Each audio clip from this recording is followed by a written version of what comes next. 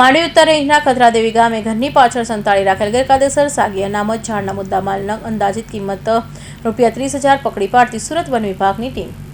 One સંરક્ષક પુનિત નૈયરે Surat one વર્તુળ તથા નાયબ વન સંરક્ષક સુરત ક્ષેત્રીય ધીરજકુમાર દ્વારા જંગલ સંરક્ષણ બાબતની સૂચના મુજબ તેમજ મદદનીશ વન સંરક્ષક ગૌરવ લોઢા તથા હિતેશ જાદવના માર્ગદર્શન મુજબ વન ગુના અટકાવવા તેમજ વન ગુના શોધી કાર્યવાહી કરવા બાબતના સચોટ સૂચનાના આધારે માંડવી નગર ઉત્તર range forest officer Balwantsinh Solanki સાથે વન વિભાગની ટીમ પોતાના રાબેતા મુજબ પેટ્રોલિંગ પર હતી.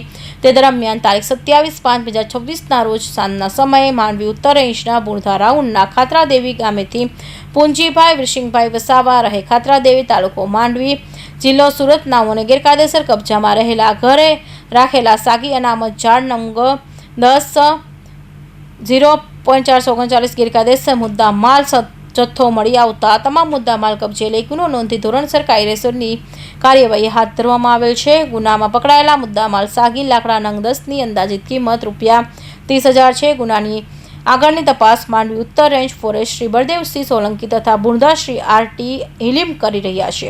અમીરસિંહ ચૌહાણ, માંડવી.